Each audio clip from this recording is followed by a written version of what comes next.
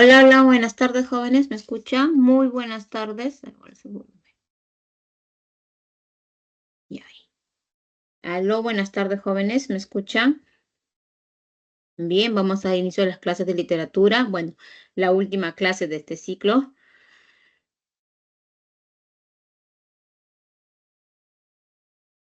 Bien, ¿se está escuchando, jóvenes? Muy buenas tardes con todos. Nuestra última clase de literatura que corresponde a la semana 17. Y bueno, la han unido con la semana 18. No sé qué ha pasado, pero bueno, tenemos que terminar y cumplir nuestro temario. Bueno, y desearles lo mejor en lo que queda, pues, ¿no?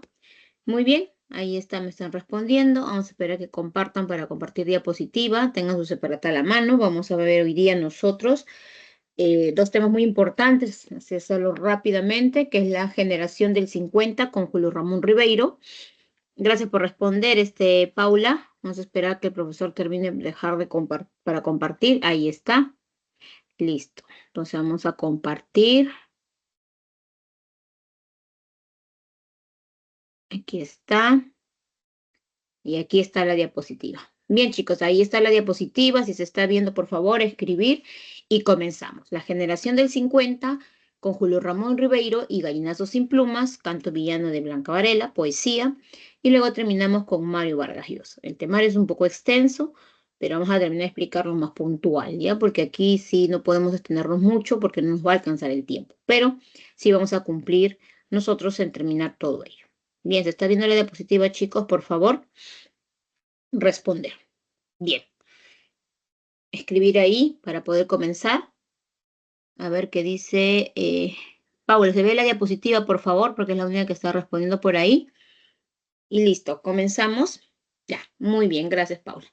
Ahora sí, listo. Entonces nos vamos a la generación del 50. Bien, nosotros habíamos hablado la semana pasada del indigenismo, habíamos hablado de José María Argueda, Ciro Alegría Bazán, Manuel Escorza, ¿no?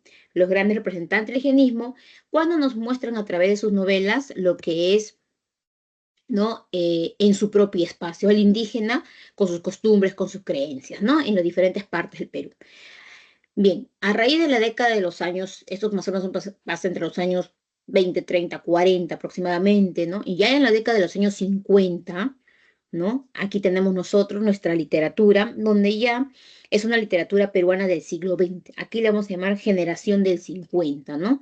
Una literatura que ahora regresa de nuevo a la ciudad de Lima, ¿no? Regresa a la ciudad de Lima y aquí vamos a encontrar nosotros que esta literatura está formada por grupos de poetas jóvenes con la intención pues de mostrar a través de sus escritos, novelas, cuentos, poesía, esta situación que vivía el Perú. Entonces, esa es la llamada generación del 50, que va a destacar mayormente en la narrativa y luego vamos a ver la poesía, pero específicamente más es en narrativa. La poesía también no dejando de lado, pero vamos a mostrarnos en este caso la narrativa. Bien, en esta generación tenemos un contexto que vemos ahí nosotros a continuación. A ver, perdón, ¿qué pasó acá? Ya, en ese contexto nosotros nos vamos a regir en el gobierno del general Odría. Odría gobierna entre los años de 1948 y 1956. Bien, en esos años Odría lo que hace es volver a retomar esta situación de la población, esos cambios que quiere hacer, considerando a la población de la Sierra del Perú, porque él los considera parte de, pero al considerar parte de, en su gobierno ofrece muchas cosas de las cuales no va a poder cumplir al 100%. ¿Por qué? Porque simplemente, ¿no? Lima era una ciudad pequeña, cargada de la aristocracia limeña, ¿no? Del cercado de Lima, alrededores, Miraflores, Barranco, que la ciudad se estaba modernizando, porque estamos en la década de los años 50, ¿no? Habían algunos distritos y justamente en esa situación de modernización de la urbe, de la ciudad, Odrio ofrece tres cosas que hay que tener en cuenta, que es trabajo, que es educación, ¿no? Él ofrece y salud en su gobierno a esta población. Entonces, mucha de esta población comienza a migrar, comienza a venir a la ciudad de Lima. dejan el campo, dejan sus costumbres para venir a Lima, porque aquí en el gobierno, pues, el gobierno les había ofrecido esto. Y cierto, hay salud gratuita en los hospitales nacionales, hay educación en los colegios de las grandes unidades escolares, donde alberga, pues, a toda esta población que venía, ¿no? Dejando su espacio, pero lo que no hay es trabajo y mucho menos infraestructura. Por eso que aquí nosotros en el contexto vamos a hacer que la Lima se moderniza. Esto hace que la infraestructura comience a crecer, ¿no?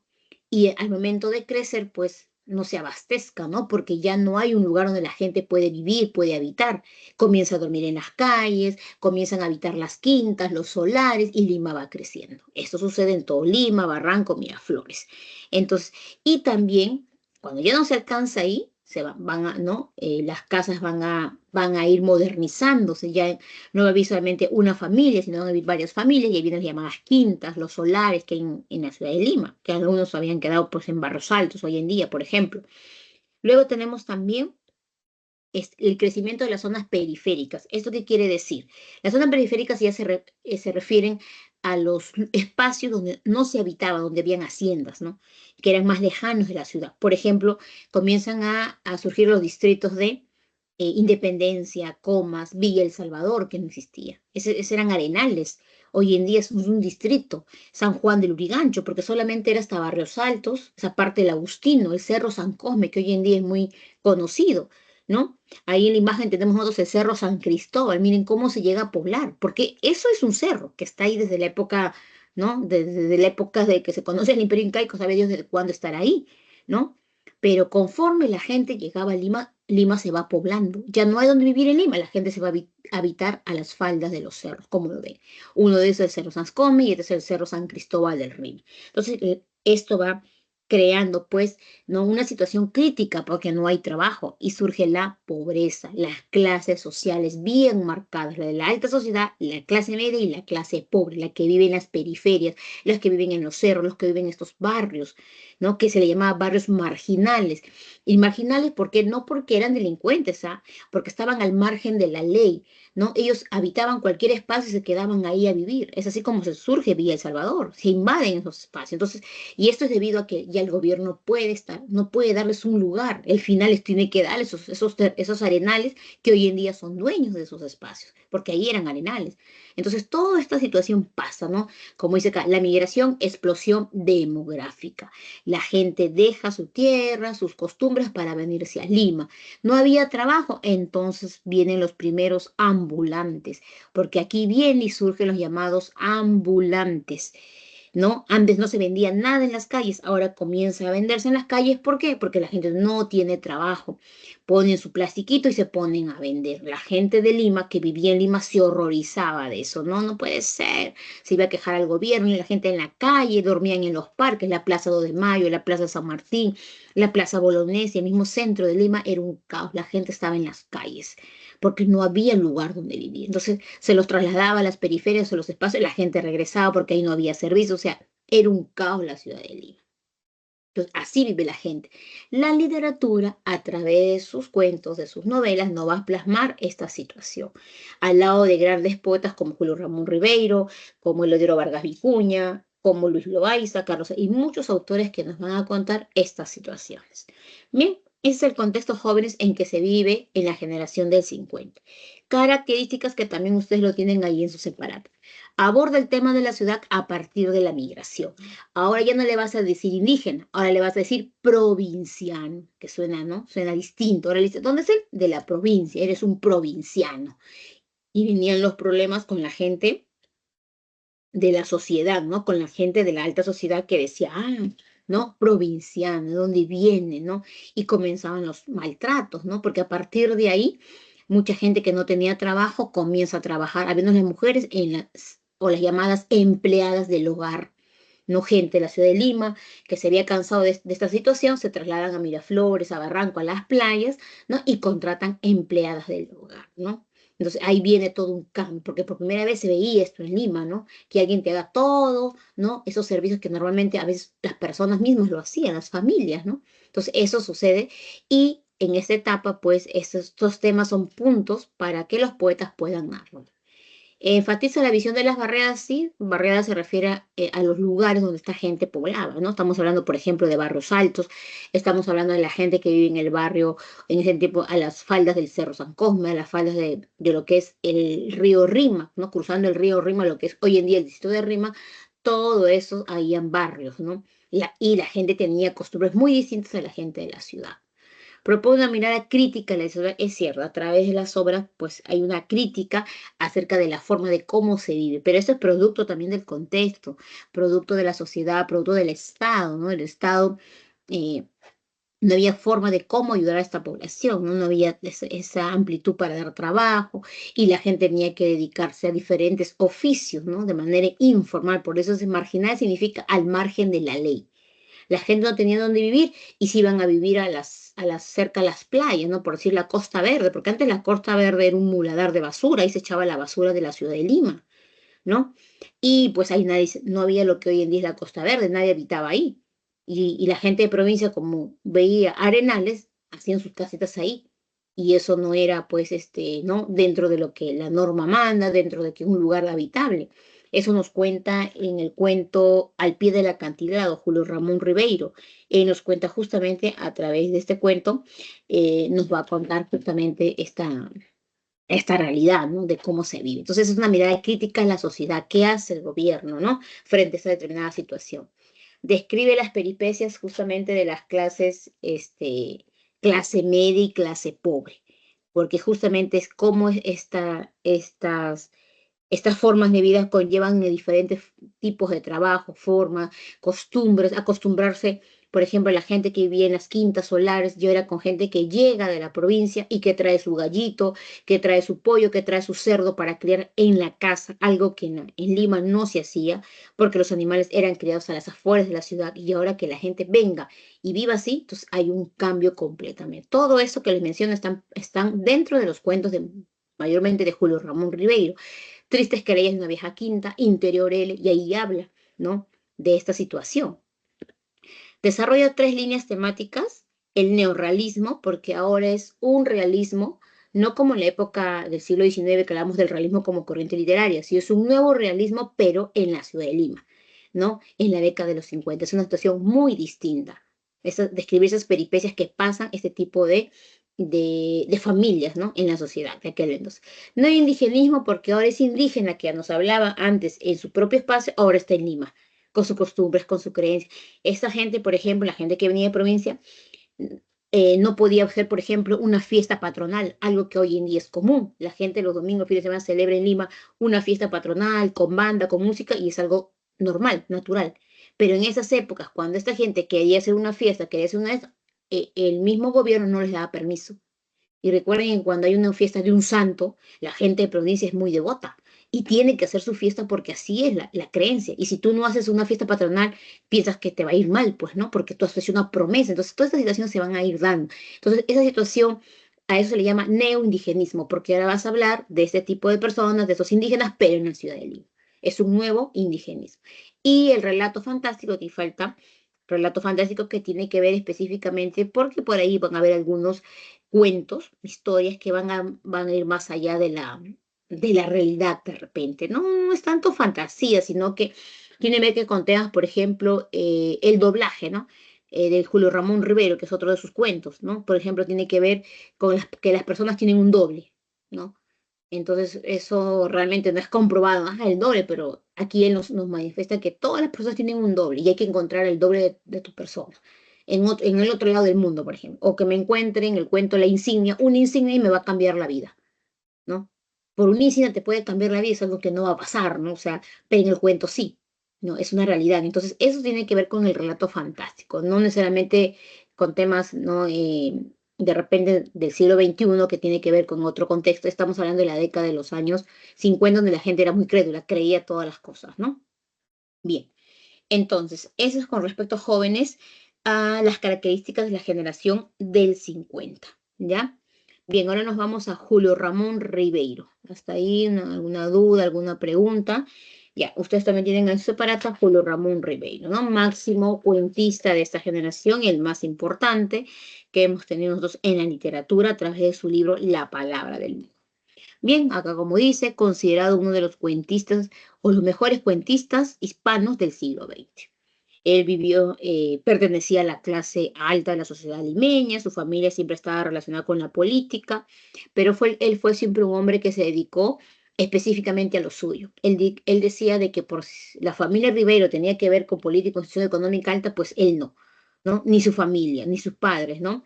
Entonces, por más que la sociedad decía, no, este hombre es de la alta sociedad, que este hombre no, pero él siempre fue bastante sencillo, siempre se involucró mucho con la sociedad, con el contexto. Nunca discriminó a nadie, mucho menos al provinciano, ¿no? Este provinciano le llamó mucho la atención, por eso que fue muy observador y a través de sus observaciones pudo plasmar esa realidad, porque él en su casa, por ejemplo, tenía empleadas del hogar. Y él justamente a través de esto iba conociendo las costumbres de estas personas, ¿no? Que al principio no fue tan sencillo, pero poco a poco se fue involucrando con este tipo de personas que se daba cuenta, pues, que para la sociedad que ellos no tenían ni derecho, ¿no? Porque él es provinciano y aquí la gente de Lima se marginaba a este tipo de personas, ¿no? En cambio, él no, él dedicó, estudiando en los buenos colegios, siempre su vida estaba marcada a la observación, a la situación que vivía Lima, ¿no? También fue periodista, fue traductor, fue escritor, ¿no? Fue redactor, es decir, Julio Ramón Ribeiro, ¿no? Como les decía, nace en una clase alta, pero que poco a poco, a lo largo de los tiempos, ¿no? Él fue relacionándose con la sociedad y fue un miembro más de ella, ¿no? No porque tuvo dinero, o se apartó, no, al contrario, se involucró mucho. Estudió en el colegio, la Universidad, la Católica del Perú, ¿no? Ahí, de edad muy joven, fue su adicción al cigarro. Esto hizo de que ya en la edad adulta, pues, sufra de esta enfermedad, ¿no? A los pulmones por ser muy adicto al cigarro, ¿no? Pero eso, en esos tiempos era la moda fumar, pues, no era una parte de, ¿no? Y sobre todo los jóvenes de la alta sociedad donde él pertenecía, ¿no? Fumaba su cigarro en la católica y así. Luego gana una beca y se va a Europa. Y en Europa, pues, está por Francia, por España, y ahí inicia, pues, también su carrera literaria, ¿no? Escribiendo sus primeros cuentos. Estuvo muchos años viviendo en Europa y luego regresó a Lima, donde va a fallecer en el año de 1994. Su vida personal no se conoce mucho en esta parte, pero sí tiene un hijo que todavía está vivo y que también se llama Julio Ramón Ribeiro, hijo. Y él es el que se encarga hoy en día y tiene la patente de sus producciones literarias. No es fácil publicar o encontrar algún libro o poder duplicar un libro de Ribeiro, solamente con la autorización de su hijo que no vive en Lima, ¿no? Vive en México. El año pasado fue publicada algunos cuentos inéditos de Julio Ramón Ribeiro que el hijo encontró, ¿no? Entre las cosas de su padre, ¿no? Y que él no llegó a publicar, así que el hijo lo publicó el año pasado. Y fue un boom en la feria del libro, ¿no? Porque fue uno de los últimos cuentos que Ribeiro llegó a escribir, pero no fueron publicados. Ganó todos los premios que pueden haber a nivel Hispanoamérica, en este caso a través del cuento, ¿no? Pero como su vida fue bastante corta, no puedo ganar de repente algunos premios más allá, ¿no? De lo que da la narrativa. Su máximo libro fue La palabra del mudo. Dentro de este libro vamos a encontrar nosotros diversos cuentos. Uno de estos cuentos es Gallinazos sin pluma. Bien, jóvenes, él es Julio Ramón Ribeiro. Características de su narrativa.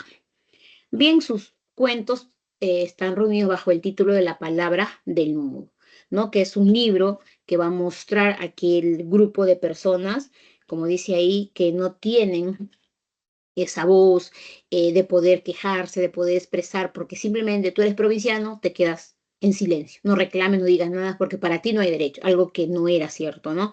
Y que él a través de su obra va a mostrar esta situación. Gente humilde, gente muy sencilla que a través de las situaciones del día a día van a ser marginados de la sociedad simplemente por ser provincianos, olvidados por el gobierno, por eso de ahí el título, ¿no? Al principio los cuentos de Rivero fueron publicados de manera individual, ¿no? O por grupos de cuentos. Ya más adelante él las va a reunir en este libro La palabra del mudo, que aproximadamente son 4 tomos de cuentos, y este libro tiene 3 ediciones. La última fue de 1992, que ustedes también lo tienen en su separata. Rivero también escribe novelas, ahí tenemos 3 novelas que él escribe, que les ponen ahí, todas tienen que ver justamente con la temática del provinciano en la ciudad de Lima o del provinciano viviendo, ¿no? Estudiando en la ciudad de Lima o viviendo en alguna hacienda, ¿no? Entonces, esta es las obras de Julio Ramón Ribeiro. Bien, Vamos a sus características de su narrativa. Ustedes también tienen ahí, ¿ya? Recurre al relato lineal sin complicaciones técnicas. Esto es muy importante, jóvenes.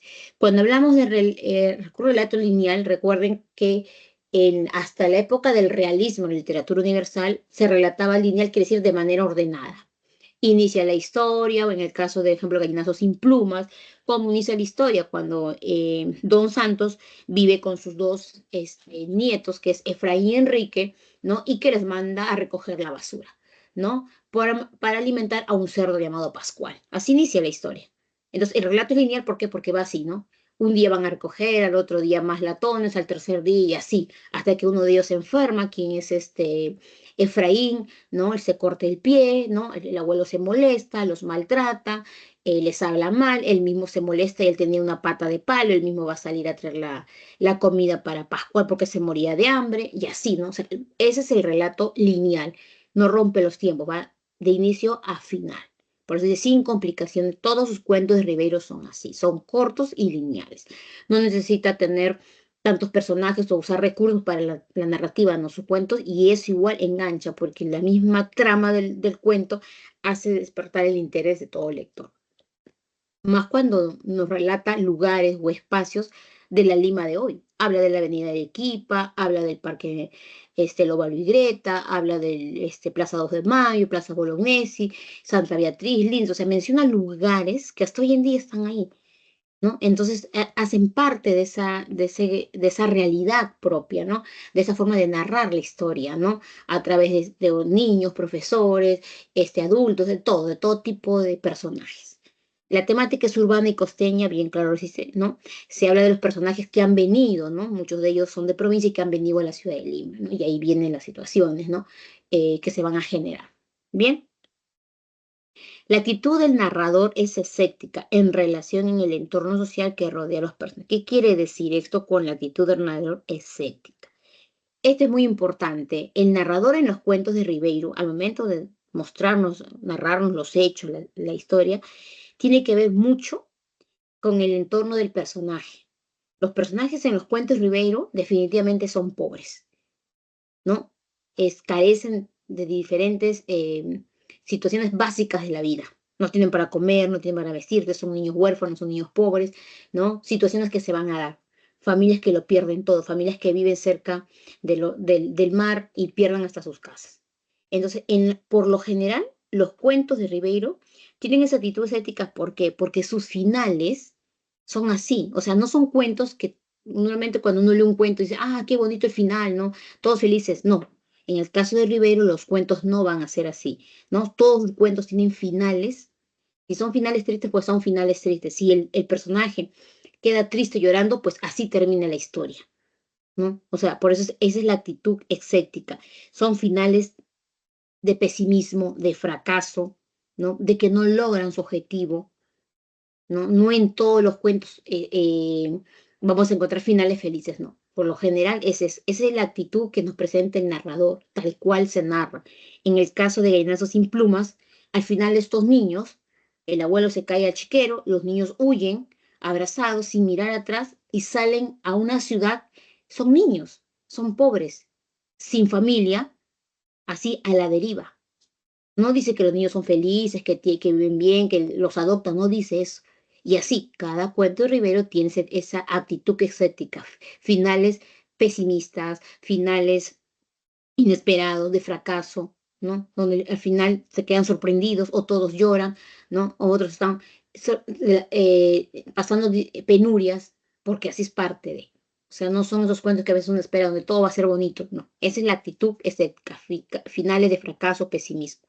Representa dos mundos, la oficialidad y la marginalidad. La oficialidad es aquellas personas que están dentro de lo que llamamos las clases sociales. Ah, yo pertenezco a la clase alta, por lo tanto yo soy dentro de la norma, yo soy oficial, tengo mi casa, tengo eso, todo.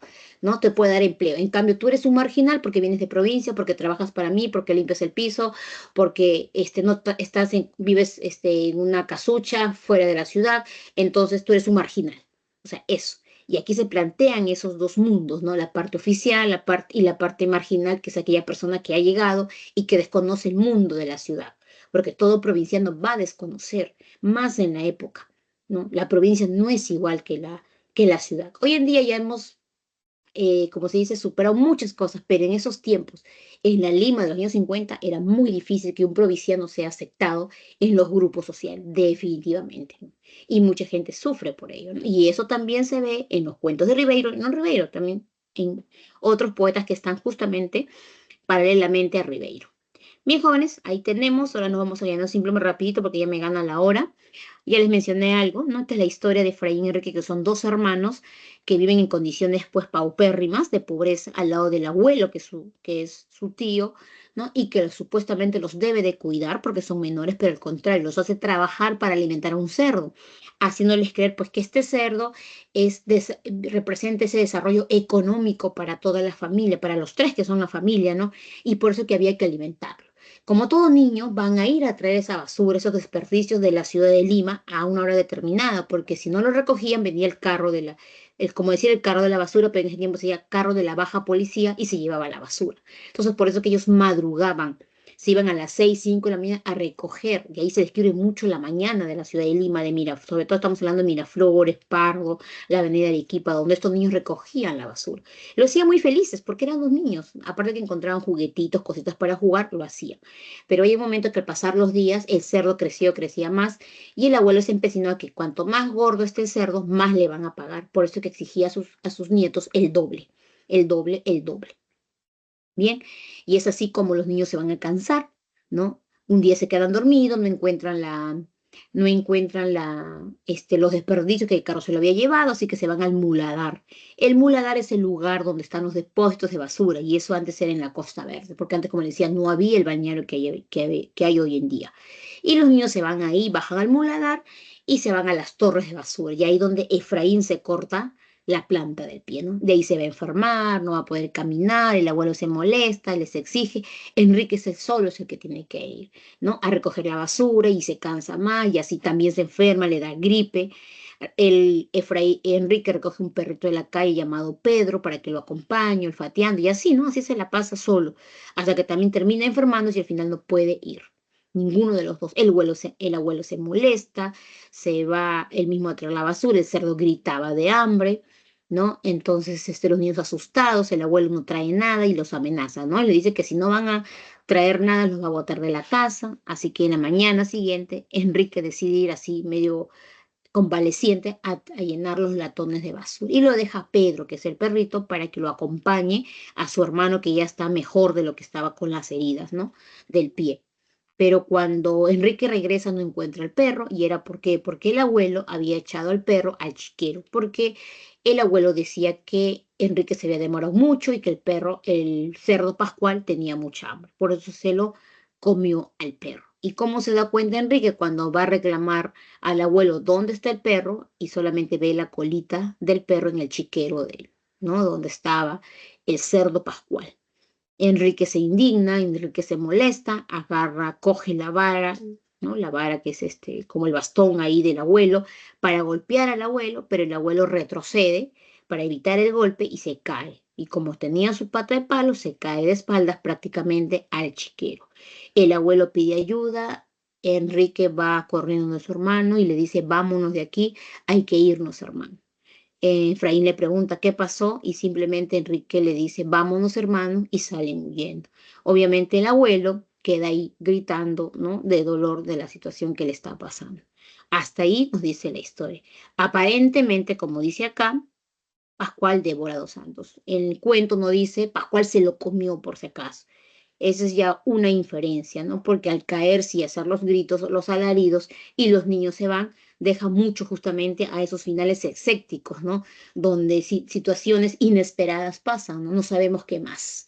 Muchos de los cuentos Rivero tienen ese tipo de finales. Muy bien, jóvenes, gallinazos sin plumas. Ahora nos vamos acá tienen el tema que es la explotación de seres indefensos para alcanzar el progreso. Definitivamente estos niños van a representar eso, ¿no? Son seres indefensos que no tienen pues esa forma de seguir adelante, ¿no? Pero la forma de alcanzar el progreso estaba en el cerdo, ¿no? El cerdo que simboliza la posibilidad de un desarrollo económico, la urbe que sacrifica y oprime al marginal, definitivamente, ¿no? El abuelo se había empecinado que cuanto más gordo era el cerdo, más le iban a pagar. Y por eso abuso del trabajo de los nietos. El cuento también refleja la miseria de la sociedad de aquel tiempo, la explotación de un familiar de estos dos niños, que pues eran dos niños, en vez de estudiar tenían que trabajar. El tema también es el fracaso que se muestra a través de una cancelación de las esperanzas de los personajes. Los niños, ¿no? No tienen esa esperanza de vivir una infancia, un vivir no como todo niño, debido a la pobreza en que se encuentran y obviamente que el apoyo, pues, ¿no? Que no hay apoyo del Estado. Bien, jóvenes, ahora nos vamos a la generación del 50 con la autora Blanca Varela. Bien, en este caso ella pertenece a la poesía, ella es poeta, traductora y periodista, una autora bastante, o que nos representa, como se dice en esta literatura de la generación del 50, ¿no? Una autora que desde muy joven se dedicó a la escritura, a la poesía, cargada de influencia de la literatura europea, específicamente francesa, ¿no? Porque ella vive mucho tiempo en Europa y ahí recibe la influencia de las escuelas vanguardistas, ¿no? Entonces, de ahí importante a su producción. Ella estudió en la Universidad de San Marcos a la edad de 17 años, ingresa a San Marcos y se dedica al estudio de las letras, ¿no? Y es ahí donde conoce a autores muy importantes de la época, políticos también, que ven en ello un futuro en la parte de la poesía.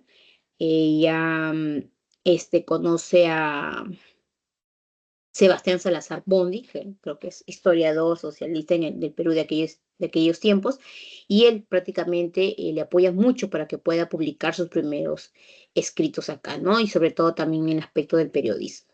Gana muchos premios, el máximo premio que tiene es el Premio Sofía de Poesía Hispanoamericana en el año 2007. También fue muy amigo de José María Arguedas, de su esposa y de él, de su primera esposa de Arguedas, ¿no? Se hicieron muy amigos, de ahí viene este libro que se llama Ese puerto existe, ¿no? Bien, ella es Blanca Varela. Ahora nos vamos a su poesía. Su poesía tiene características muy peculiares porque definitivamente ella nos muestra, no es como la narrativa, ¿no? Es en este caso el contexto de realidad, sino ella nos viene a una temática llamada, podemos decir la llamada, o que tiene que ver mucho con la filosofía, ¿no? El tono es existencialista, solo el tono, que tiene que ver con el pesimismo, ¿no? El pesimismo de la situación social del Perú de aquel entonces. A eso ella lo llama como el tono existencialista, algo que está pasando en la sociedad y que no hay respuesta alguna de por qué está pasando o por qué tenemos que vivir así, ¿no? Eso es una actitud muy pesimista, una actitud donde no simplemente si algo te salió mal, te dejas caer, sí, y ahí te quedas, ¿no? Ese es el tono existencialista. Muchos de sus poemas tienen que ver con ello, ¿no? No trata efectivamente temas personales, sino tiene que ver con temas de corte filosófico, escéptico, como dice acá, y esta es influencia francesa, debido al mucho tiempo que vivió en Francia, ¿no? Y en esos tiempos, en la década del siglo XX, en Europa se vivía la vanguardia, ¿no? Y las diferentes escuelas. Entonces ella tiene influencia de ello. Mucho tiempo vivió allá y por lo tanto va a recibir ese tipo de influencias. Cuando hablamos de escepticismo, pesimismo, es la pregunta que se dice, ¿no? ¿Por qué existimos? ¿Por qué los seres humanos fracasamos? ¿O por qué los seres humanos, otros son exitosos? ¿Por qué algunos son pobres y otros son ricos? Ahí vienen esas disyuntivas, ¿no? Esas actitudes que muestra a través de su poesía, ¿no? El lenguaje depurado en esto sí hay que tenerlo en cuenta, de que ella, como recibe mucha influencia del vanguardismo, y ustedes recuerden que el vanguardismo tiene que ver con la temática libre, con la temática de experimentar cosas nuevas, y eso es lo que ella hace. Ella cuando escribe utilizando una ortografía que ella lo considera parte de su arte. O sea, en ella no usa mayúsculas, no hay mayúsculas, hay verso libre, no hay puntos y comas, no, simplemente escribe lo que su mundo inconsciente le manda. Y es una característica, recuerden, la vanguardia. A eso le llamamos lenguaje depurado. O utiliza también frases en su estilo, el llamado silencio expresivo, juntas palabras con significados bastante opuestos. A eso también le llamamos la figura llamada oxímoron, por ejemplo, ¿no? como acá, silencio expresivo. Silencio es estar callado. Expresivo es cuando tú hablas. Entonces, mira, ¿cómo puedes juntar dos palabras para tener un estilo sonoro, ¿no? El silencio expresivo. Igual que decir canto villano. Canto es algo alegre y villano es algo malo. Entonces, ¿cómo puedes juntar dos formas tan opuestas en algo tan bello? ¿No? Es parte de su estilo, de la producción de Blanca Varela. O decir un instante eterno, ¿no? Los opuestos. Un instante, instante ahorita, eterno, ¿no? Esas son las frases de su juego de palabras que ella hace. O apresúrate lentamente. También son algunas frases de apresúrate rápido, ¿no? Lentamente. Total, me dice que me apresure y luego lento. Ahí está. Ese es su estilo, cargado de siempre de esas oposiciones, ¿no? Y lo encontramos en el libro Canto Villano. Rechazó el tono confidencial y melodramático. O sea, ella no es una poesía de repente en algún momento como Vallejo, ¿no? Que Vallejo es dramatiza mucho, sufre mucho, ¿no? Hermanos humanos, dice. En cambio, ella no, ella es más directa. Ella es, ¿no? Por esto que rechaza el tono confidencial, ¿no? Ella no se está confesando nada ni contando su vida personal. Y melodramático porque para ella no hay eso, o sea, no hay ese sufrimiento del pobre, sino simplemente plantear una situación de acuerdo a las circunstancias de la vida. Bien, ella es Blanca Varela. Aquí tenemos ahora Canto Villano, que les ponen ahí ustedes, que es su máximo libro. En el Canto Villano que vendrían a ser son confesiones hechas, ¿no? Como si ella se está confesando ahí, ¿no? Y lo llama Canto Villano. Elevado a la poesía, canto y villano ordinario de la existencia humana, lo malo, ¿no? Lo villano que es lo malo, lo perverso, ¿no? Y ahí se une. Está dividido en dos partes. Este libro es un libro de poesías dividido en dos partes. Ojos de ver, que tiene 7 poemas bastante breves. Y cuando hablamos de bastante breves, estamos hablando de versos de 2 palabras, de 1 palabra o de 3. La poesía de canto villano puede tener 2 versos nada más. Por ejemplo, yo puedo decir tras la rosa sombra. Ese es un poema de canto villano. Tras la rosa sombra. Listo. Nada más. Ese es una estrofa y ese es un poema que pertenece a canto villano. O sea, esa es la brevedad que ella utiliza. Tras la rosa sombra, sí, listo, punto. No me dice más. Pero también hay poemas en canto villano que tienen una extensión más, ¿no? Cargada de versos consecutivos hasta de 10, ¿no? Seguidos sin separar estrofas, porque recuerden que ella tiene un estilo vanguardista, ¿no? Entonces va directo, como lo tienen ustedes en este ejemplo, ¿no? Aquí está. A eso llamamos, por ejemplo, la poesía extensa. Y de pronto, la vida en mi plato pobre y un magro trozo de celeste cerdo, aquí en mi plato, observarme, observarte, o matar una mosca sin malicia, aniquilar la luz o hacerla hacerla. Ahí está. No hay, termina acá 10 versos y cambia y continúa. Esa es la poesía extensa, ¿no? Que tiene en esta segunda parte que contiene 13 poemas de mediana y larga extensión. Muchos de sus poemas no tienen un título necesariamente, ¿no? Canto villano, no tienen un título, algunos sí y otros no. Bien, los temas que utiliza la materialidad del ser humano, que tiene que ver con el existencialismo, ¿no? Y el silencio como espacio resiliente en la mujer. Eso sí, ella era bastante femenina, hablaba mucho de la mujer. Muchos la consideraban extremadamente femenina, pero era parte de su creación, ¿no? Se dedicó mucho a su familia, a su hogar, a sus hijos, y eso es lo que ella nos va a transmitir, el rol fundamental de la mujer en la familia. Por acá dice, la preponderancia del cuerpo femenino y su espiritualidad corporeizada rompen con la cotidianidad de los valores familiares. Muchas veces cuando la mujer hacía algo más allá de lo cotidiano, de lo normal, el hombre, qué escandaloso, ¿no? Esta mujer se ha vestido así, usaba su falda larga y ahora usa un short, era un escándalo en la sociedad, ¿no? Pero era parte de ser femenina, de querer cambiar su forma. No por eso dejaba de ser mujer para ser otra persona, no. Pero la sociedad machista rechaza eso. La sociedad machista no está de acuerdo con eso, ¿no? Por eso que una mujer no solamente es para estar en la casa, decía, para cocinar, hacer los platos, no, sino también para conocerse a sí mismo y salir a la vida. Entonces, muchos la catalogaban de ser exageradamente feminista, ¿no? Algo que de repente ella decía que no, porque era parte de su producción, parte de la forma de cómo representaba a la mujer. Por acá dice, por ejemplo, y de pronto la vida en mi plato de pobre, un magro trozo de celeste cerdo, aquí en mi plato observarme, observar, o sea, la forma de vida, ¿no? lo que se va a servir el día a día. Y ahí tienen, ¿no? O sea, es el tipo de poesía que nos presenta Blanca Valera, como ya son confesiones hechas, ¿no? En la mesa de una familia, en la mesa de un hogar, ¿no? Mientras que otros comen, pues, un buen plato de comida, hay otros que padecen, ¿no? Hay otros que tienen el plato vacío, que es el pobre. Bien, ella es Blanca Varela, jóvenes. También cuando habla de materialización del ser humano, también utiliza mucho, ¿no? Como les decía, el dolor, el cuerpo, tanto del trabajo como el hombre como de la mujer. Bien, para terminar, antes que me gane el tiempo, nos vamos ahora a Mario Vargas Llosa. Bien, entonces así hemos terminado la generación del 50 y ahora nos vamos a Mario Vargas Llosa. Ya, en este caso nosotros vamos a ver a este gran autor, ¿no? Nobel de nuestra literatura peruana. A ver, vamos un poquito más adelante. Bien, entonces ya conocemos que no sabemos hasta su vida personal pública hoy en día de Mario Vargas Llosa. Pero aquí lo importante es el inicio de su carrera y sus características de las cuales nos presentan en este gran autor, Mario Vargas Llosa, perteneciente al boom hispanoamericano de la década de los años 60, 70 hasta los años 80 de la literatura peruana, ¿no? Gana Premio Nobel de Literatura en el año 2010 y definitivamente Vargas Llosa es el único poeta en la literatura peruana que ha ganado todos los premios habidos por haber en narrativa, en letras, a nivel nacional e internacional. O sea, todos los premios que están ahí son todos los premios que se ganan, ¿no?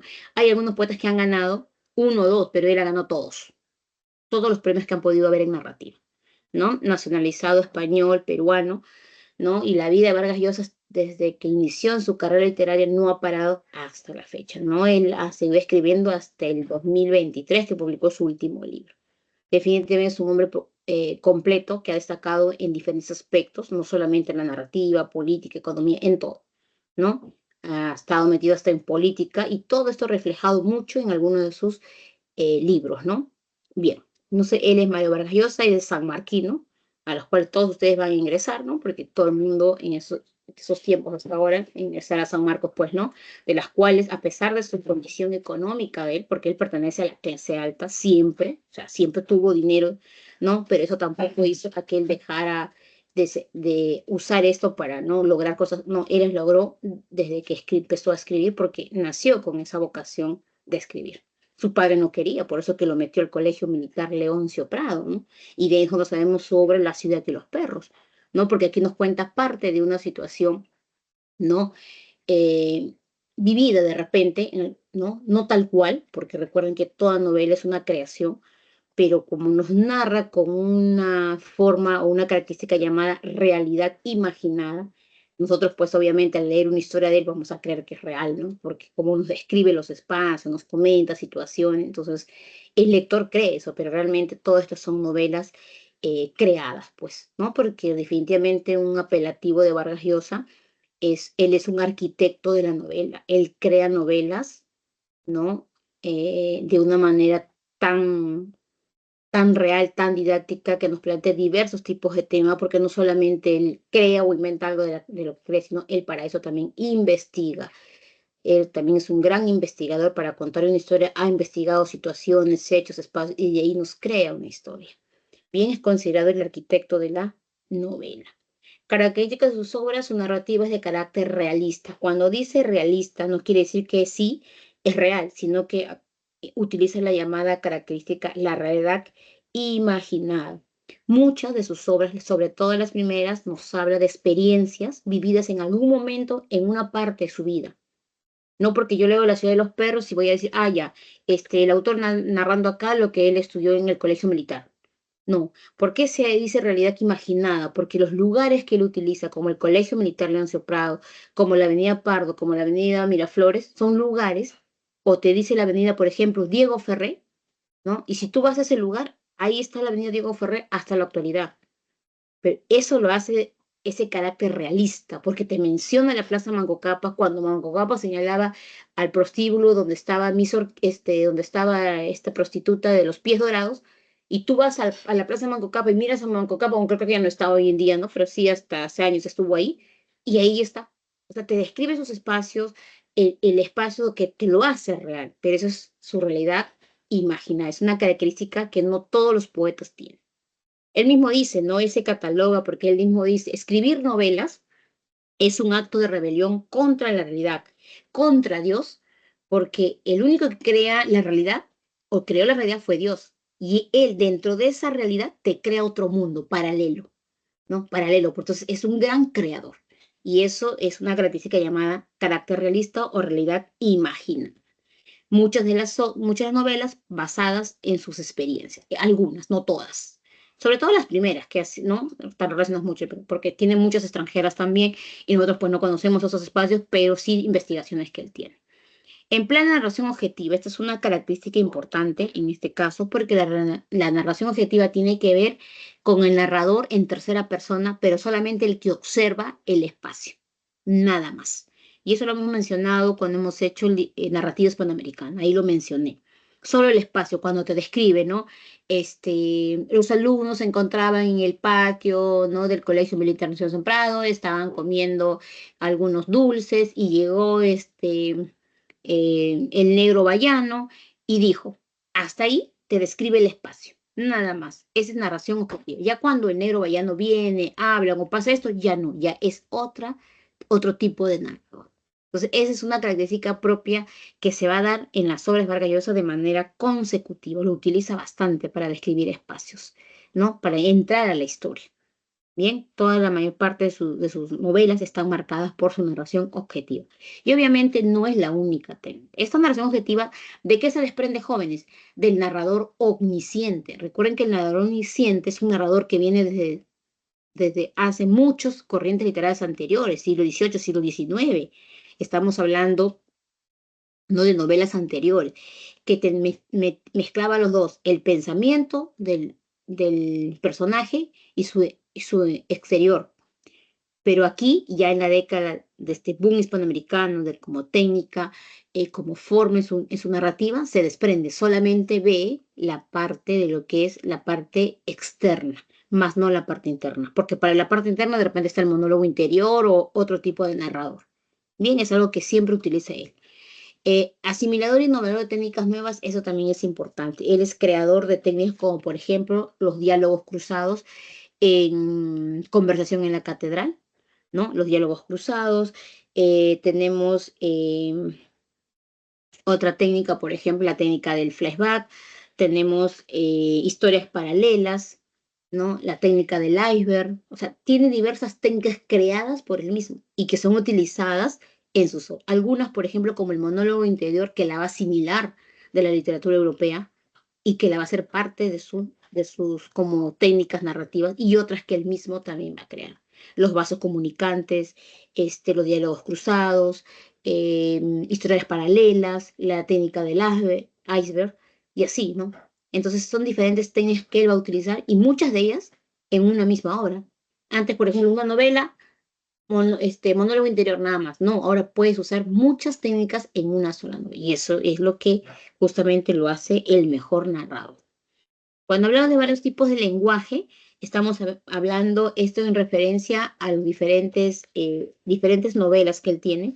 En esto sí, Mario Vargas Llosa es un poeta pues que no tiene un solo tipo de novela. Nosotros decimos de repente, novela romántica, ¿no? Nada más. No, él tiene novelas políticas, sociológicas, paradójicas, de humor, lingüísticas, tiene todo tipo de temas, investigaciones, también tiene autobiográficas, por ejemplo, El pez en el agua. O sea, tiene todo tipo de lenguajes, y eso está en función a todo tipo de temas que hay en sus obras. Pantaleón en las visitadoras,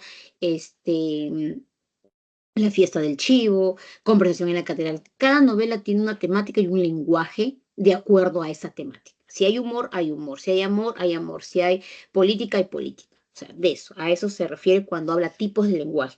No todas son narradas al mismo estilo. No, eso también lo hace único a Vargas Llosa. Cualquier autor no puede hacer eso. O sea, es difícil, ¿no? Cambiar tu lenguaje por cada novela, ¿no? Él sí lo hace.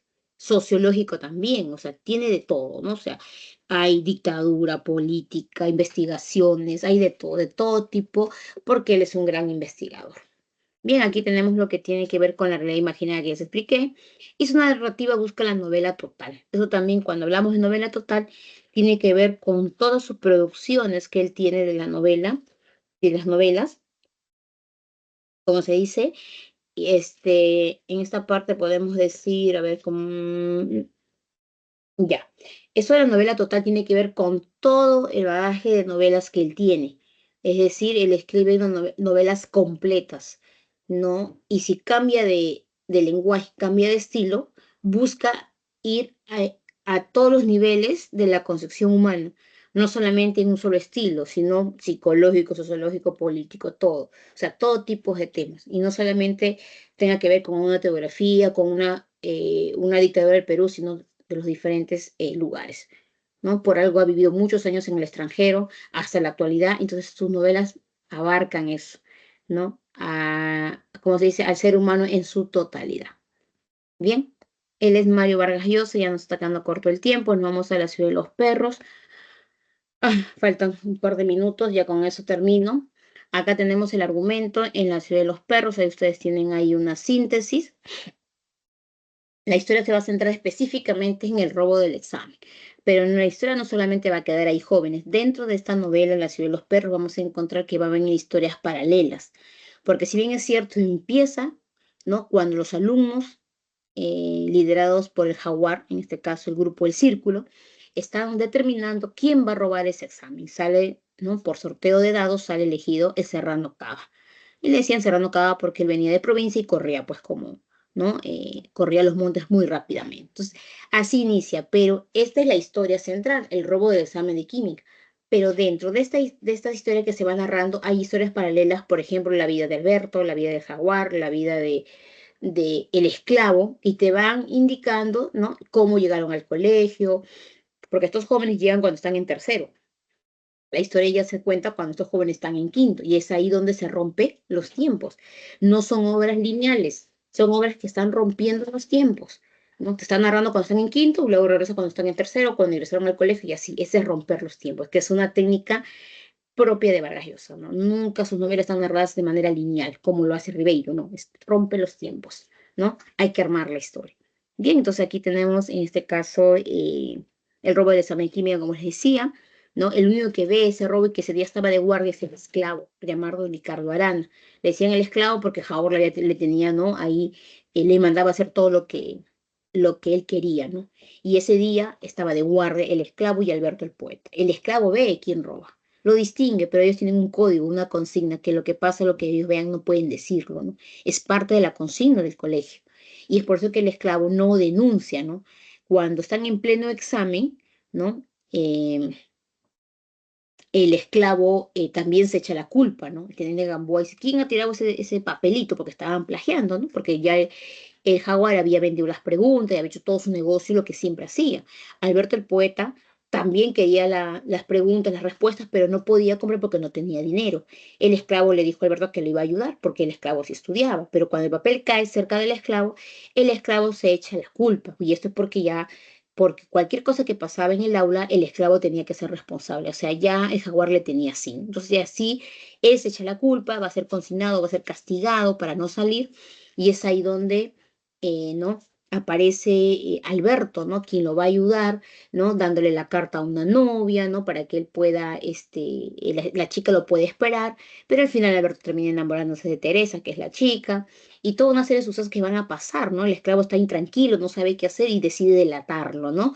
A quien había robado el examen, ¿no? Y ahí se genera porque luego que delata, ¿no? Y él regresa, sale a su casa, regresa al colegio, nunca se llegó a encontrar con Teresa, Ricardo Arana nunca se enteró de que Alberto lo había traicionado, porque Alberto llegó a estar con Teresa, porque luego de eso lo matan, ¿no?